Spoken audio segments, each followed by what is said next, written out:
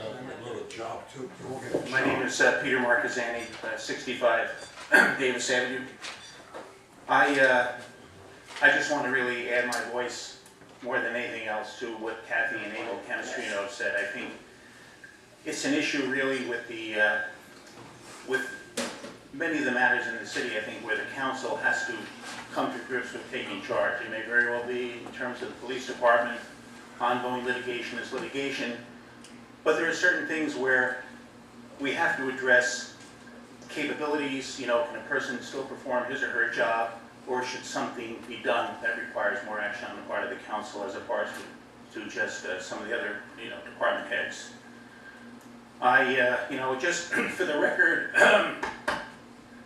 unaccustomed as I am to public speaking, and I am accustomed to public speaking, but not in this venue. I'm related to the Zizas by marriage. I've known Kenny since he was a young patrolman. I've known my good friend back there since he was 10 years old. So I don't have an axe to grind. I mean, these are issues that are serious issues that are being brought before the city, that are being brought before the federal courts, that are being brought before Mr. Loyakino as the hearing officer. But it doesn't look good for the city. The image of the city's been tarnished, and I think more things have to be done, I think, to take control than have been done so far. And that's just a statement. But I do want to ask a few questions, and this is where Kathy usually asks questions on money. Thank you, Lenny. The requirement, I'm thinking of Lonigan, our friend from Bogota.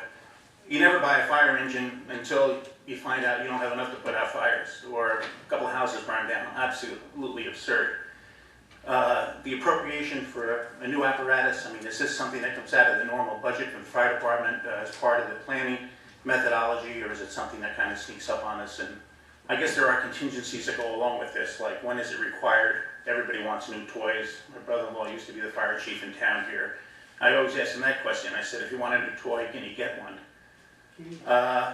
So that's a question I have. Does $500,000 just come along easily, or is there some really investigative protocol that goes into whether something like this is really needed and at what level? And the other one I had is just on the fireboxes. Just maybe from an interest from the churches, this Gamewell Master Box, I have no idea what it is. I suppose I wouldn't ask anybody here what it is. Maybe you know, maybe you don't know. The fire department certainly knows. The way the ordinance is written, and I see highlighting, I don't know whether highlighting is part of the ordinance, it says any use group determined by the fire department to have is highlighted or bolded.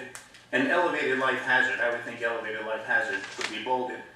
So does this mean that it's somewhat arbitrary? I'm trying to think, for example, I know according to the state code, churches, other public buildings have the appropriate devices for alarms and exit lights and so on and so forth. This would require a tie-in to the city fire department, I assume. Cost, I mean, to a small congregation, a small church, for example, maybe a small meeting room that the city, again, where the fire department would say must have one of these. What is the cost involved?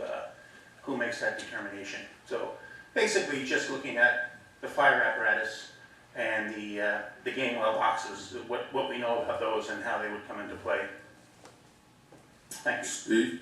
Okay, on the fire engine, which was let out for bid in the bond ordinance that we introduced tonight to finance it, the fire truck or those types of purchases are financed through bonding, essentially, Right. which is borrowing.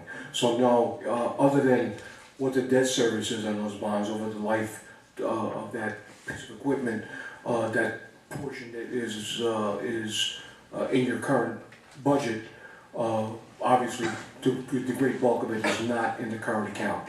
It is handled through the capital account.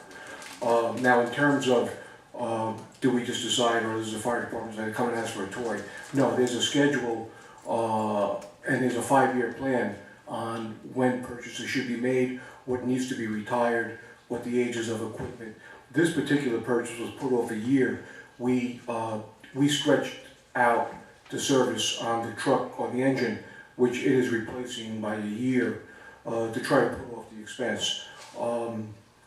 We found that in this year there was a slightly elevated cost of maintenance on that older engine, but we still probably were ahead of the curve and waiting the year. We may have even waited a little bit longer. However, had we not purchased the engine, put the order in before January 1st, an entirely new set of environmental requirements would kick in and would have elevated the price of that same engine probably by about $40,000 or $50,000. So we discussed this, I went to City Council, and it decided a prudent business decision was to buy it now, because had we waited, we would have certainly had to do it within another year. We would have paid a lot more for it. Just wanted to ask, you know, Yeah. because the logic is there. And Yeah, so on the fireboxes, the elevated life hazard that you're referring to, there's a protocol for that which determines what a particular use is in terms of occupancy, area, and other factors, and I'm not all that up on that, that's a fire department issue. But an elevated life hazard is determined by a formula, not by some whim of an inspector or whatever. And that kicks in the whole process as to what use would require being tied into the city fire alarm system. Thank you, gentlemen. No lady? Oh, thank you, Deborah, appreciate it. Sure. Debbie, if you can, he brought up a good point. I must have said it to you this way, take the bolding out of those few words, okay? That was unintentional.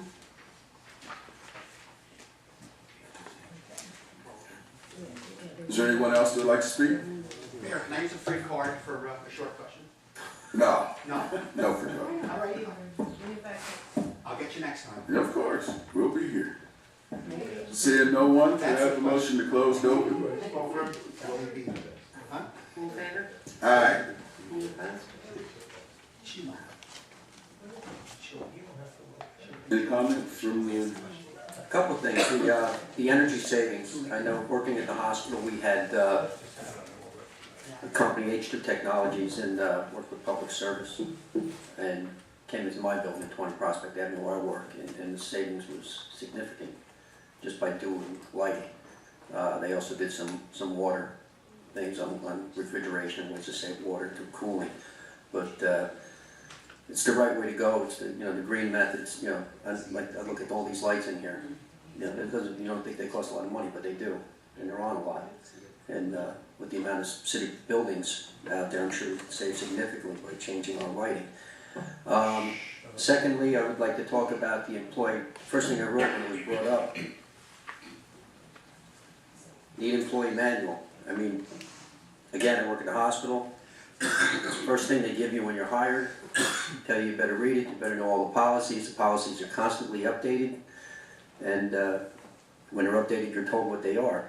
I think it's a good idea because when things are set in stone or in record, it makes life a lot easier. All right. And as far as any the police chief's issues, I mean, we're really restricted on most of the comments on that from litigation, like's been discussed before. All right, so I can't comment too much on it. I did comment in the back room. My comments are on public record, but I can't comment on it out here. thank you. Anything else? No, Mayor. Okay. All right, I guess the only thing I would